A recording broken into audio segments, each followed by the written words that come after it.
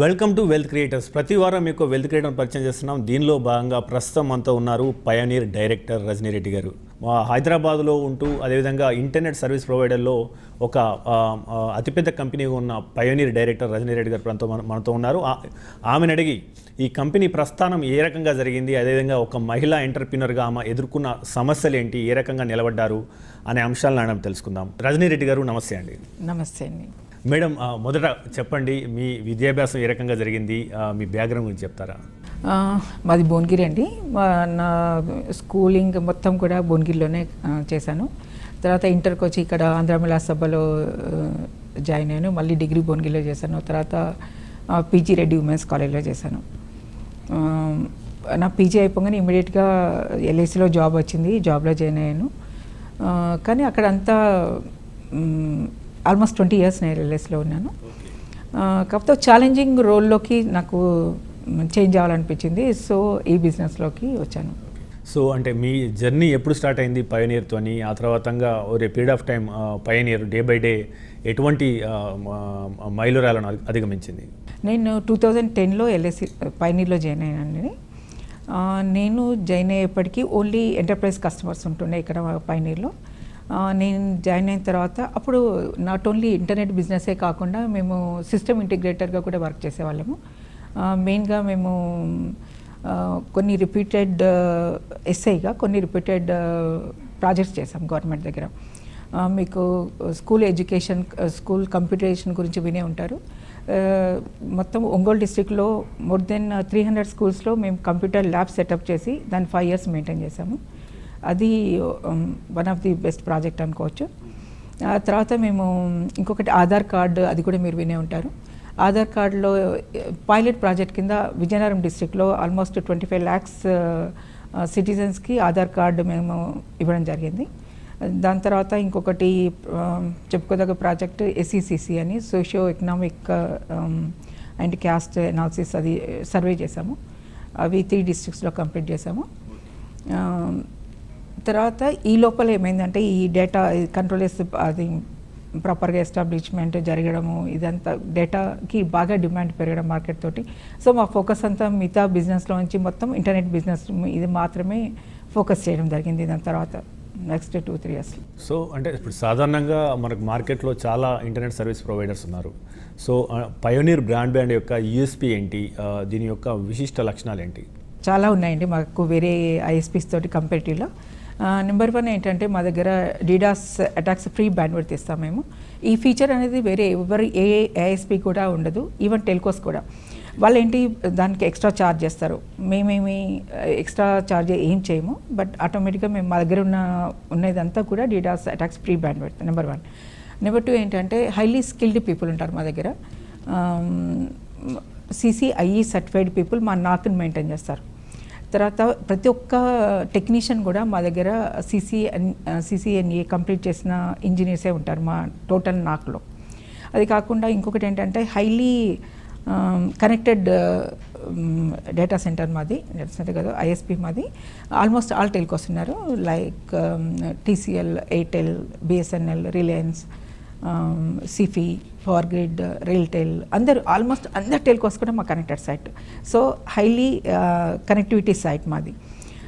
తర్వాత ఇంకొకటి ఏంటంటే మా దగ్గర ఉన్న కెపాసిటీస్ కానివ్వండి, మేము ఓన్లీ 70% కెపాసిటీస్ మాత్రమే వాడతాము. అంతకంటే ఎక్కువ యూటిలైజేషన్ ఉండదు.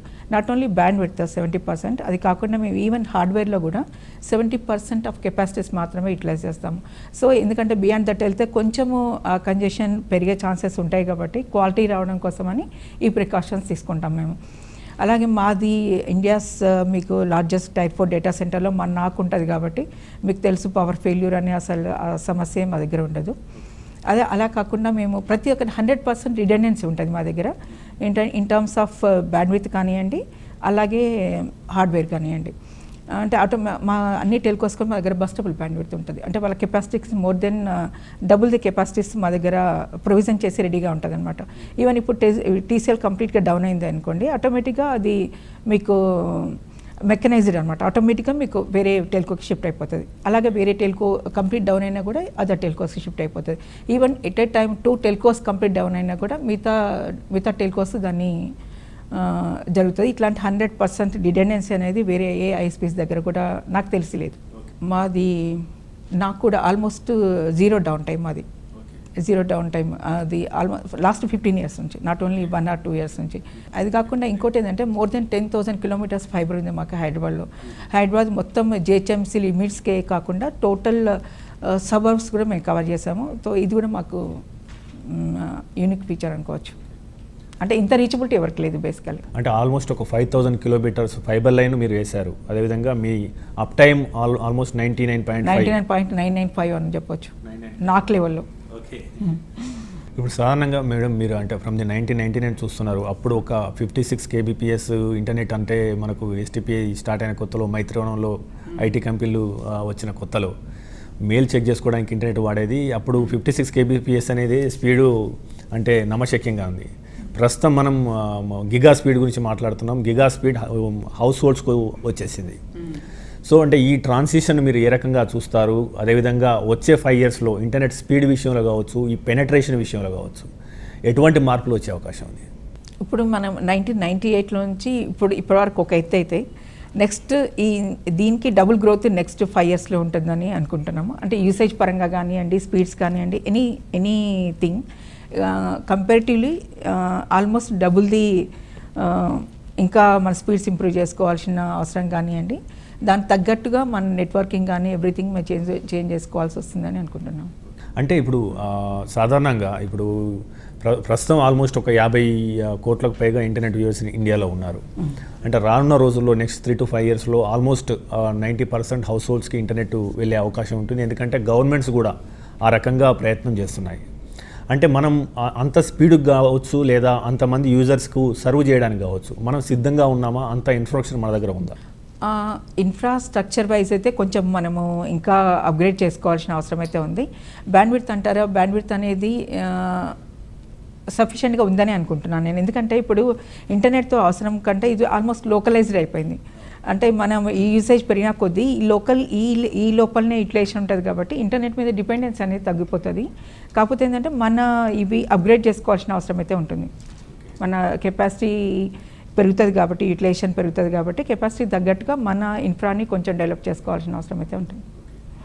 అంటే ఇప్పుడు తెలంగాణ గవర్నమెంట్ లాంటి మిషన్ భగీరథలో భాగంగా ఎవ్రీ హౌస్ హోల్డ్స్కి ఇంటర్నెట్ కనెక్షన్ అని చెప్పేసి మోటోతోని ముందుకెళ్తున్నారు. ఆల్మోస్ట్ నెక్స్ట్ ఫ్యూ మంత్స్లో అది కూడా కంప్లీట్ అయ్యే అవకాశం ఉంది.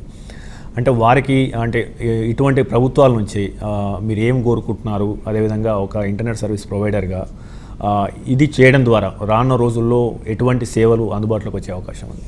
ఓకే, ఎందుకంటే ఇప్పుడు రానున్న రోజుల్లో అయితే ఇంటర్నెట్ లైఫ్ లైన్ అయిపోతుంది. ఇంకా without internet almost gate open చేసుకోవడం కూడా రాకపోవచ్చు. ఎందుకంటే ఇంటర్నెట్ ఆఫ్ థింగ్స్ గురించి మీరు వినే ఉంటారు. సో ప్రతి ఒక్క దానికి ఏమవుతుందంటే ఇంటర్నెట్ మీద డిపెండెన్సీ పెరుగుతుంది. చిన్న పనులు కూడా చేసుకోలేని స్టేజ్ వచ్చేస్తుంది ఫ్యూచర్లో అయితే. సో దానికి తగ్గట్టుగా మనం నెట్వర్క్ అది మన బ్యాండ్విడ్త్ సప్లైలో ఎలాంటి ప్రాబ్లం లేకుండా ఉండాలి అంటే ఇప్పుడు మనకి ఇక్కడ అది హైటెక్ సిటీలో ఏంటి TSIIC ఏరియాలో అంత ట్రెంచ్ వేసేసి అండర్ గ్రౌండ్ ఫైబర్ లే చేసుకోవడానికి గవర్నమెంటే మాకు అకామిడేట్ చేస్తుంది. సో అలాగే మొత్తం త్రూఅవుట్ ది స్టేట్ కానివ్వండి, త్రూఅవుట్ హైదరాబాద్లో కానివ్వండి, అలా అండర్ గ్రౌండ్ ట్రెంచ్ అనేది గవర్నమెంట్ వాళ్ళు టేక్ ఓవర్ చేసేసి వాళ్ళు పైప్స్ అట్లాంటి మాకు ఇచ్చారనుకోండి. సో ఇట్ హెల్ప్ఫుల్గా ఉంటుంది మా ISPస్కనే కాదు అందరికి, జనాల పబ్లిక్ కూడా. సో పయోనీర్ ఆన్లైన్ అంటే మీరు చెప్పారు ఇప్పటిదాకా 5,000 kilometers ఆల్మోస్ట్ మేము అంటే మా బ్రాడ్బ్యాండ్ కనెక్షన్ ఉంది. అదేవిధంగా ఆల్మోస్ట్ 6 lakh హౌస్ హోల్డ్స్కి ఇండైరెక్ట్గా మేము సేవలు అందిస్తున్నాం. 20,000 ఎంటర్ప్రైజెస్కు ఆల్మోస్ట్ సేవలు అందిస్తున్నామని చెప్పారు. అంటే దీనికోసం ఇంతవరకు దాకా ఎంత ఇన్వెస్ట్మెంట్ జరిగింది? నెక్స్ట్ 3 to 5 yearsలో మీ రీచ్ ఎంత పెరుగుతుందని భావిస్తున్నారు? అంటే ఇప్పుడు మా ఇన్వెస్ట్మెంట్ అనేది మీకు తెలుసు, మేము 1980 నుంచి ఉన్నాము ఈ ఫీల్డ్లో. సో గ్రాడ్యువల్గా మా ఇన్వెస్ట్మెంట్ చేస్తూ ఉన్నామండి. కానీ లాస్ట్ ఇయర్లో కానివ్వండి, ఈ 2-3 yearsలో మాత్రము చాలా ఎక్కువ ఇన్వెస్ట్ చేయాల్సి వస్తుంది మాకు. ఎందుకంటే కస్టమర్ డిమాండ్స్ ఎక్కువైపోతున్నాయి. సో దాని తగ్గట్టుగా ఏమవుతుందంటే మా రిలయబిలిటీ పెంచుకోవాల్సి వస్తుంది. రిలయబిలిటీ పెంచుకోవాల్సి వచ్చేసరికి ఎక్కువ అండర్ గ్రౌండ్లో ఫైబర్ లే చేసుకోవాల్సి వస్తుంది. ఇప్పుడు అండర్ గ్రౌండ్లో అయితే పర్ కిలోమీటర్కే మీరు ఆల్మోస్ట్ మినిమం ఒక 15 to 20 lakhs ఇన్వెస్ట్ చేయాల్సి వస్తుంది. సో ఈ ఇన్వెస్ట్మెంట్ అనేది చాలా హ్యూజ్ రిక్వైర్మెంట్ అయితే ఉంది. గ్రాడ్యువల్గా మేము ఇంప్రూవ్ చేసుకుంటూ వెళ్ళిపోతున్నాము. అంటే ఇన్ టర్మ్స్ ఆఫ్ నెంబర్స్ కావచ్చు, in terms of company target కావచ్చు, నెక్స్ట్ 3 to 5 yearsలో we do want to see yourself as a pioneer online? Almost ఇప్పుడు మేము మార్కెట్ లీడర్స్ అండి ఇక్కడ హైదరాబాద్లో అయితే. హైదరాబాద్లోనే కాదు, ఇన్ ట్విన్ స్టేట్స్లో అనుకోవచ్చు. ఇదే పొజిషన్ మేము మెయింటైన్ చేయాలి అంటే మా ఇన్ఫ్రాని మేము ఇంకా ఫర్దర్గా మేము ఇన్వెస్ట్ చేయాల్సి వస్తుంది. అలాగే మాకున్న రీచబిలిటీ ఉన్న సెగ్మెంట్స్లో ఏవైతే సెగ్మెంట్స్ ఉన్నాయో ఎంటర్ప్రైజ్లో కానివ్వండి, ఆల్మోస్ట్ మేము ఆల్ సెగ్మెంట్స్ కవర్ చేసాము. ఇంకా ఫుట్ ప్రింట్ ఇంకా పెంచుకొని ఇంకా కొంచెం పెనిట్రేట్ అవ్వాలి మార్కెట్లో అని అనుకుంటున్నాను. అంటే మేడం, మీరు పయనీర్ ఆన్లైన్గా the fastest internet in the city అని ట్యాగ్లైన్తో ముందుకెళ్తున్నారు. సాధారణంగా అంటే మీరు ఎటువంటి ప్లాన్స్ ఇస్తారు, వాటి యొక్క ప్రైసెస్ ఎట్లా ఉంటాయి సాధారణంగా అని చెప్తారు? చాలా అందుబాటులో ఉంటాయండి మా ప్లాన్స్ అన్నీ కూడా. ఇప్పుడు ఎవరి తగ్గట్టుగా వాళ్ళకి అంటే ఇప్పుడు లార్జ్ ఎంటర్ప్రైజ్ సెగ్మెంట్ ఉందనుకోండి, వాళ్ళకి తగ్గట్టుగా వాళ్ళకి ప్లాన్ చేసి ఇస్తాము ఎడిషనల్ సర్వీసెస్తో పాటు. అలాగే హోమ్ యూజర్స్కి ఎలా అయితే కావాలో, ఇప్పుడు ఎంత వాళ్ళ బడ్జెట్ ఉంటుందో దాని తగ్గట్టుగా మా దగ్గర ప్లాన్స్ ఉన్నాయి. ప్రైస్ రేంజ్ ఎట్లా ఉంటుంది? ప్రైస్ రేంజ్ కూడా మీకు మామూలుగా మార్కెట్లో అందర్ ప్లేయర్స్ కంటే మాది కొంచెం తక్కువగానే ఉంటుంది. బట్ అంటే అన్ని టైప్స్ ఆఫ్ కస్టమర్స్ మేము అకామిడేట్ చేస్తాం బేసికల్గా. అంటే లో మన ప్రైస్ పే చేసే వాళ్ళకి టు దట్ ఎక్స్టెంట్ మేము అలాగే ప్లాన్ చేసి ఇస్తున్నాము. అట్లాగే హై సెగ్మెంట్ మాకు మెయిన్గా ఏంటంటే మేము ఎక్కువ క్వాలిటీ మీద, సర్వీస్ మీద ఎక్కువ మా ఫోకస్ ఉంటుంది. మరీ తక్కువ రేట్లో మేము ఇస్తామని చెప్పడం లేదు నేనైతే. బట్ మేము ఇచ్చే మాకు ఏదైతే ప్రైస్ మేము తీసుకుంటున్నామో దానికి తగ్గట్టుగా మాత్రం మేము డెఫినెట్గా స్పీడ్స్ కానీ ఎనీథింగ్ మేము ఇస్తున్నాము. అంటే రానున్న రోజుల్లో ఇంకెక్కువ మంది హౌస్ హోల్డ్స్ని చేరడానికి, డైరెక్ట్ హౌస్ హోల్డ్స్లో మార్కెటింగ్ చేసుకోవడానికి అంటే మీరు ఎటువంటి ప్లాన్స్ రచించారు? ఇప్పుడు మేము మా రీచ్ ఎక్కువ కమ్యూనిటీస్లో ఉందండి. బ్రాడ్బ్యాండ్కి వచ్చేసరికి మా కమ్యూనిటీస్లో ఉంది. ఆల్మోస్ట్ అందరు బిల్డర్స్ తోటి మాకు టైప్స్ ఉన్నాయి.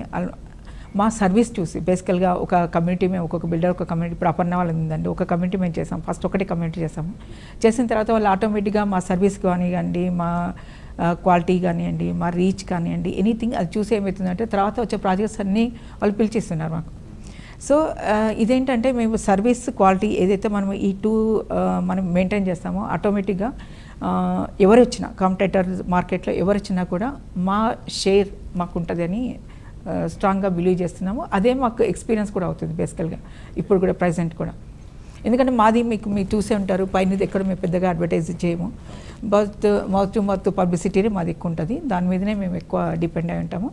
ఎక్కడ కూడా ఇప్పుడు మాకు హైటెక్ సిటీలో చూసుకోండి, మేము ఎఫర్ట్ పెట్టి మేము చేసినవి ఒక 10-20 కావచ్చు కనెక్షన్స్. కానీ ఇప్పుడు ఆల్మోస్ట్ ఓన్లీ హైటెక్ సిటీలో మాకు మోర్ దెన్ 400 కస్టమర్స్ ఉన్నారు. బికాస్ ఆఫ్ అవర్ క్వాలిటీ కానివ్వండి, సర్వీస్ లెవెల్స్ కానివ్వండి, 24/7 అవైలబిలిటీ కానివ్వండి, ఏదైనా కానివ్వండి.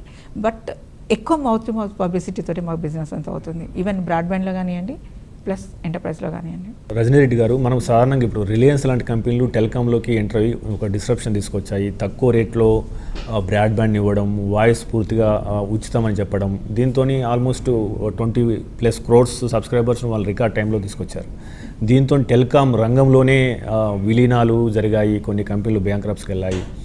సో ఇటువంటి అంటే ఇప్పుడు ఎందుకంటే రిలయన్స్ జియో కూడా ఫైబర్తో మార్కెట్లోకి రాబోతుంది. రిలయన్స్ జియో మరి ఇంకా ఈ బ్రాడ్బ్యాండ్ కనెక్టివిటీలో కూడా ఎటువంటి డిస్రప్షన్ తీసుకొచ్చే అవకాశం ఉందా? దీని నుంచి ఎగ్జిస్టింగ్ మీలాంటి కంపెనీలు కావచ్చు, మిగతా కంపెనీలు కావచ్చు, ఎట్లా ఉంటుంది? పోటీ వాతావరణం ఎలా ఉంటుంది? ఎక్కువగా ఇంపాక్ట్ ఉండదని అనుకుంటున్నానండి నేను. ఎందుకంటే మొబిలిటీలో వాళ్ళకి ఏంటంటే ఈజీ కస్టమర్ రీచబిలిటీ అనేది ఈజీగా ఉంటుంది. కానీ మీకు ఫైబర్లో వచ్చేసరికి ఉన్న ఛాలెంజెస్ మాకు ఎలా అయితే మేము ఛాలెంజెస్ ఉన్నాయో సేమ్ ఛాలెంజెస్ వాళ్ళకి కూడా ఉంటాయి. కాకపోతే వాళ్ళు ఏంటంటే రీసెంట్గా వాళ్ళు ఎంట్రీ అవుతున్నారు కాబట్టి లేటెస్ట్ టెక్నాలజీ తోటి వాళ్ళు వస్తున్నారు ఫీల్డ్లోకి.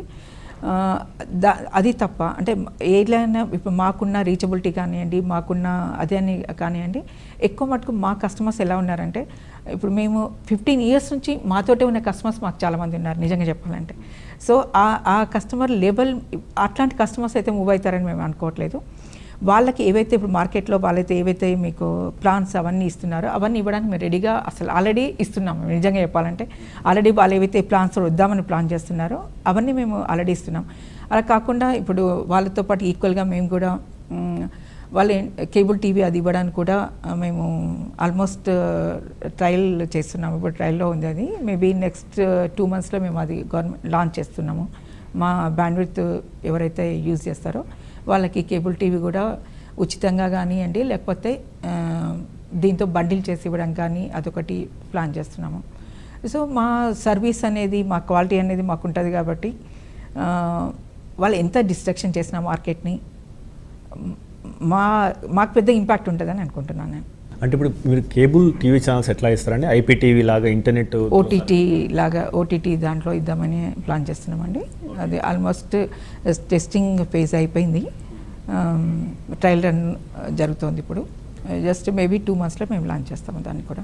ఇప్పుడు సాధారణంగా అంటే ఇంటర్నెట్ సర్వీస్ ప్రొవైడర్లో ఎప్పుడు డైనమిక్ చేంజెస్ వస్తున్నాయి కాలాన్ని బట్టి. ఎందుకంటే ఒకప్పుడు 1 Mbps స్పీడ్ అంటే అందరూ ఆనందంగా తీసుకునే, తర్వాత 10 Mbps అయింది, తర్వాత 40 Mbps, 50 Mbps, ఇప్పుడు 1 giga స్పీడ్ అని చెప్పేసి అంటున్నాం కదా. What is the highest speed pioneer online ఇస్తుంది? అదేవిధంగా ఈ స్పీడ్ను క్రమక్రమంగా పెంచుకోవడానికి ఎటువంటి ప్లాన్స్ రూపకల్పన చేశారు? మేమైతే హైయెస్ట్ అంటే మాకు 10 gigs కస్టమర్స్ కూడా ఉన్నారు మా దగ్గర.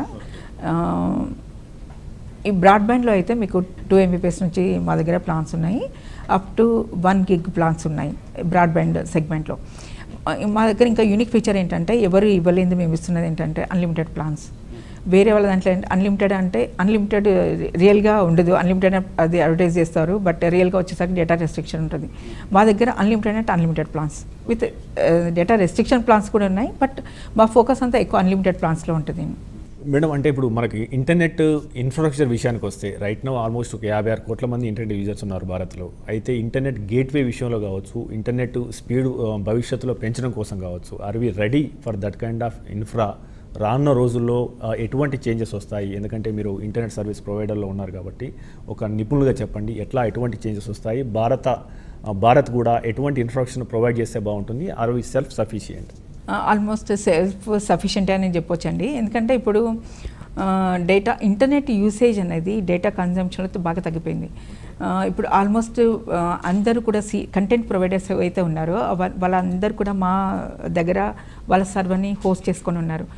సో ఇప్పుడు మనకి ఏంటంటే ఎండ్ కస్టమర్స్కి మనం కనెక్ట్ చేసే పైప్ సైజ్ పెరగాలి, అలాగే మేము టెలికాస్ నుంచి మా పైప్ సైజ్ పెంచుకోవాలి, అంతే తప్ప అంతకంటే ఎక్కువ వేరే ఫర్దర్గా ఇన్వెస్ట్మెంట్ మనకి అక్కర్లేదు. ఎందుకంటే మన దగ్గరే డేటా జనరేట్ అవుతుంది. బేసికలీ ఏమవుతుందంటే హోస్టింగ్ సర్వర్స్ అవన్నీ మన దగ్గరనే ఉన్నాయి. సో ఇంటర్నెట్ యూసేజ్ కంటే కూడా ఈ లోకల్గా మనకు ఉన్న ఈ డేటా అంటే మన దగ్గర ప్రొడ్యూస్ అయ్యేది అనుకోవచ్చు. ఆల్మోస్ట్ ఆ డేటా యూటిలైజేషన్ ఎక్కువ ఉంటుంది ఫ్యూచర్లో. సో ఏంటంటే మనకు ఎక్కువ మటుకు ఏంటంటే ఎండ్ కస్టమర్ మనకు కనెక్ట్ చేసే పైప్ సైజెస్ మాత్రం పెంచుకోవాలనేది. అంటే మేడం, రానున్న రోజుల్లో ఇప్పుడు సెక్యూరిటీకి చాలా ప్రాముఖ్యత పెరిగింది, డాటా అనేది సేఫ్గా ఉండాలనే నినాదాలు వస్తున్నాయి. ఈ క్రమంలో భారత గవర్నమెంట్ కూడా ఏ కంపెనీ అయినా, ఎంఎన్సీ కంపెనీ అయినా కానీ ఏ దేశం యొక్క డాటా ఆ దేశంలోనే భద్రపరచాలి అని చెప్పేసి మనకు షార్ట్లీ ఒక పాలసీ తీసుకొస్తున్నారు. ఈ పాలసీ ఇంటర్నెట్ సర్వీస్ ప్రొవైడర్ల మీద ఎటువంటి ప్రభావం చూపే అవకాశం ఉంది? దీని గురించి కొద్దిగా వివరిస్తారా? ఇంటర్నెట్ సర్వీస్ ప్రొవైడర్స్ కంటే డేటా సెంటర్స్ బిజినెస్ బాగా పెరుగుతుంది. బేసికల్లీ డేటా సెంటర్లో బిజినెస్ పెరగాలంటే ఇంటర్నెట్ ఆటోమేటిక్గా ఇంటర్నెట్ కావాలి వాళ్ళకి. సో ఇండైరెక్ట్గా మా బిజినెస్ కూడా పెరుగుతుంది. తర్వాత డేటా సెక్యూరిటీ విషయానికి వచ్చేసరికి ఏంటంటే, ఇప్పుడు మనము ప్రతి ఒక్క లాగ్ ఫైల్స్ ఏవైతే ఉంటాయో, ఎండ్ కస్టమర్ ఏ సైట్కి వెళ్ళాడు, ఎంతసేపు ఆ సైట్లో ఉన్నాడు, తర్వాత ఇంకో సైట్కి ఎప్పుడు వెళ్ళాడు, అవన్నీ కూడా మేము రికార్డ్ చేసి పెడతాం. ఇంతమంది కంటే ఇప్పుడు ఈ లాగ్ ఫైల్స్ అనేది ఇంతమందికి ఏంటంటే మేము జస్ట్ 1 year లాగ్ ఫైల్స్ మేము మెయింటైన్ చేసేవాళ్ళము. ఇప్పుడు డిఓటీ ఇన్స్ట్రక్షన్స్ ప్రకారం ఏంటంటే మినిమం 3 years మీరు లాగ్ ఫైల్స్ మెయింటైన్ చేయాలని అడుగుతున్నారు. సో ఆ సెక్యూరిటీ యాంగిల్లో అయితే మేము ఆ లాగ్ ఫైల్స్ ఎవ్రీథింగ్ మేము ప్రిజర్వ్ చేసి పెడుతున్నాం. పయోనీర్ ఆన్లైన్ ఏ ప్రముఖ కంపెనీలకు సేవలు అందిస్తుంది? మీ క్లయింట్ వివరాల గురించి చెప్తారా? మేము ఇచ్చే క్వాలిటీ తోటి ఏంటంటే మేము ఎక్కువ ఆర్పు మీద హై ఆర్పు కస్టమర్స్ కూడా మాకు చాలా ఎక్కువ ఉన్నారు. అంటే ఎంటర్ప్రైజ్ కస్టమర్స్ మేము ఎట్లా అంటే మేము బ్యాలెన్స్ చేస్తున్నాం. బేసికల్గా హోమ్ సెగ్మెంట్ని, ఎంటర్ప్రైజ్ కస్టమర్స్ని, హోల్సేల్ సెగ్మెంట్ని, రీటైల్ సెగ్మెంట్ వీటన్నిటి కూడా మేము బ్యాలెన్స్ చేస్తూ ఉంటాం. సో మా దగ్గర అంటే అన్ని టైప్స్ ఆఫ్ కస్టమర్స్ ఉన్నారు. ఎంటర్ప్రైజ్ కస్టమర్స్ ఇప్పుడు లైక్ మీకు ఇప్పుడు కంట్రోల్స్ డేటా సెంటర్ కానివ్వండి, అట్లాంటి ఒక ఫార్చ్యూన్ 500 ఉన్న కంపెనీస్లో ఆల్మోస్ట్ 50 కంపెనీస్కి మేము సర్వ్ చేస్తాం ఇండైరెక్ట్లీ. డైరెక్ట్లీ మాకు ఇప్పుడు ఎడ్యుకేషనల్ ఇన్స్టిట్యూషన్స్ అన్నీ అనమాట.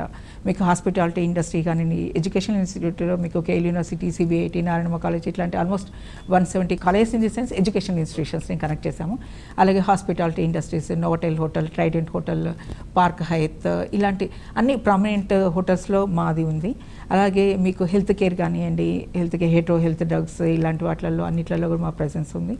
అలాగే అన్ని వర్టికల్స్లో, ఫిలిం ఇండస్ట్రీలో కానివ్వండి, మీడియా దాంట్లో కానివ్వండి, అలాగే గవర్నమెంట్లో కానివ్వండి. గవర్నమెంట్లో కూడా ఇప్పుడు మేము ఈ టీ హబ్, IIIT, తర్వాత మీకు ట్రాన్స్కో, జెన్కో అన్ని చాలా మటుకు గవర్నమెంట్ డిపార్ట్మెంట్స్ కూడా మేము బ్యాండ్విడ్త్ తీస్తున్నాము. అలాగే అన్ని వర్టికల్స్లో మా ఫుట్ ప్రింట్ ఇంకా పెంచుకొని ఇంకా కొంచెం రెవెన్యూ ఎక్కువ జనరేట్ చేయడానికి ట్రై చేస్తున్నాం. సో పయోనీర్ ఆన్లైన్ రెవెన్యూ గురించి చెప్తారా? రెవెన్యూ గత కొంతకాలంగా ఏ రకంగా పెరిగింది, ప్రస్తుతం రెవెన్యూ ఎంత ఉంది కంపెనీకి? ఓకే అండి, లాస్ట్ 4-5 ఇయర్స్ బ్యాక్ ఆల్మోస్ట్ మాకు గ్రోత్ పర్సంటేజ్ 50, 60, 100% కూడా ఉంది. కానీ లాస్ట్ 2 ఇయర్స్ నుంచి కొంచెం గ్రోత్ రెవెన్యూ వైజ్ చూస్తే గ్రోత్ పర్సంటేజ్ కొంచెం తగ్గుతుంది. లాస్ట్ ఇయర్ 20% ఉంది, ఈ ఇయర్కి మేబీ 18% అట్లా ఉంటుండొచ్చు. ఇంకా జస్ట్ 1 మంతే ఉంది కాబట్టి కొంచెం తగ్గుతుంది మాకు. బట్ నెంబర్ వైజ్ ఇవంతా కూడా ఇంకా మేము కస్టమర్ని యాడ్ చేస్తూ ఉన్నాము. But ARPU wise because of the competition కానివ్వండి, వేరియస్ రీజన్స్ ఉన్నాయి దానికి. కొంచెం రెవెన్యూ దగ్గర అయితే గ్రోత్ ఎక్స్పెక్ట్ చేసిన గ్రోత్ ఉండట్లేదు, కొంచెం తక్కువ ఉంటుంది. ఓకే, ఎంత నెంబర్ ఎంత అండి? How many crores you are? Last year మేము 80 crores బిజినెస్ చేసామండి. ఈ ఇయర్స్ అసలు యాక్చువల్గా మేము 100 crores అనుకున్నాము, బట్ అంత కావట్లేదు. మేబీ 85 crores వరకు వస్తుండొచ్చు. ఓకే, అంటే నెక్స్ట్ 5 yearsలో ఇన్ టర్మ్స్ ఆఫ్ రెవెన్యూ ఎంత ఎక్స్పెక్ట్ చేస్తున్నారు? What is your target? At least minimum 100 crores అయితే రెవెన్యూ పెంచుకోవాలని చెప్పి చూస్తున్నామండి. పయోనీర్ ఆన్లైన్లో ఎంతమంది ఉద్యోగులు పనిచేస్తున్నారు? ఈ రిక్రూట్మెంట్ ప్లాన్ గురించి చెప్తారా? ఆల్మోస్ట్ 500 people వర్క్ చేస్తున్నారండి మా దగ్గర. ఇప్పుడు నెక్స్ట్ మేము ఏంటంటే ఇంకొంచెం అగ్రెసివ్గా మార్కెట్లోకి వెళ్దాం అనుకుంటున్నాం కాబట్టి maybe we may recruit 200 to 300 people అండి. రజనీ మేడం గారు, ప్రస్తుతం మీరు అంటే మీ యొక్క స్ట్రాంగ్ ప్రెజెన్స్ మనకు తెలుగు స్టేట్స్లో కనబడుతుంది. రానున్న రోజుల్లో మీ విస్తరణ ప్రణాళికలు ఏ రకంగా ఉన్నాయి? ఎక్స్పాన్షన్ వేరే రాష్ట్రాల్లో చేస్తున్నారా? దాని గురించి కొద్దిగా చెప్తారా? మేము ఆల్రెడీ క్లాస్ A ISP అండి. ఇప్పుడు ట్విన్ స్టేట్స్లో మా ప్రెజెన్స్ ఎక్కువ ఉంది, బట్ వేరే స్టేట్స్లో కూడా మా ప్రెజెన్స్ ఉంది. ఇప్పుడు చెన్నైలో మా కస్టమర్స్ ఉన్నారు, అలాగే కర్ణాటకలో ఉన్నారు, మహారాష్ట్రలో ఉన్నారు, ముంబైలో ఉన్నారు, ఢిల్లీలో ఉన్నారు, ఆల్మోస్ట్ వెస్ట్ బెంగాల్లో ఉన్నారు. ఇప్పుడు ఇవే కాకుండా మేము బెంగళూరులో ఇండస్ వాళ్ళతో కలిపి ఒక ప్రాజెక్ట్ చేస్తున్నామండి. అన్ని ఇండస్ టవర్స్ దగ్గర వైఫై జోన్స్ క్రియేట్ చేసి ఫ్రీ వైఫై అక్కడ గవర్నమెంట్ వాళ్ళకి ఇస్తుంది. దాంట్లో మేము ఇంటర్నెట్ అదే బ్యాండ్విడ్త్ మొత్తం మేము ప్రొవైడ్ చేస్తాం. అలాగే భువనేశ్వర్లో స్మార్ట్ సిటీ ప్రాజెక్ట్ ఒకటి కూడా సైన్ అప్ చేసాము. దాంట్లో ఏంటంటే స్మార్ట్ సిటీలో వాళ్ళ స్మార్ట్ హోమ్స్ కన్నిటి కూడా మేము బ్యాండ్విడ్త్ మేము సప్లై చేస్తాం అక్కడ. మేడం, మీరు ఒక మహిళా వ్యాపారవేత్తగా ఆల్మోస్ట్ ఒక 100 crores వ్యాపార సామ్రాజ్యాన్ని నడుపుతున్నారు. మీరు మహిళా పారిశ్రామికవేత్తలు కావచ్చు, ఔత్సాహిక మహిళా పారిశ్రామికవేత్తలు కావచ్చు, మీరు ఎటువంటి సూచనలు, సలహాలు ఇస్తారు? మెయిన్గా ఏంటంటే అండి, యాక్చువల్ ఇప్పుడు ఈ జనరేషన్ పిల్లలకి ఎక్కువ నిజంగా చెప్పాలంటే ఎక్కువ సజెషన్స్ అవసరం లేదు. వాళ్ళు ఏంటంటే ఆన్ పార్ విత్ మేల్సే పెరిగేప్పుడు కానివ్వండి, ఏమి డిస్క్రిమినేషన్ ఉండట్లేదు బేసికల్గా. సో ఒక్కటే ఏంటంటే వాళ్ళు ఏమైనా ఆలోచిస్తూ ఉంటాయి వాళ్ళ ఫ్యామిలీలో కానివ్వండి, ఎనీథింగ్ అవన్నీ పక్కన పెట్టి ముందుకు వచ్చేస్తే వాళ్ళే ఇంకా ఎక్కువ ఫోకస్డ్గా ఇంకా బాగా చేయగలుగుతారు, ఇంకా బాగా ఎదగలుగుతారు అనేది నా పర్సనల్ ఒపీనియన్ అండి. మేము ఈజీగా అచీవ్ కాగలుగుతాము, మేము చేయగలుగుతామని ఎప్పుడైతే కాన్ఫిడెన్స్ వాళ్ళు బిల్డ్ చేసుకుంటారో ఆటోమేటిక్గా ముందుకెళ్ళిపోతారు. థ్యాంక్ యూ రజనీ గారు, మీ విలువైన సమయాన్ని ఇచ్చి మీ కంపెనీ గురించి అదేవిధంగా మీ జర్నీ గురించి చెప్పినందుకు. ఇది ఈ వారం వెల్త్ క్రియేటర్. వచ్చే వారం మరో వెల్త్ క్రియేటర్తో కలుద్దాం.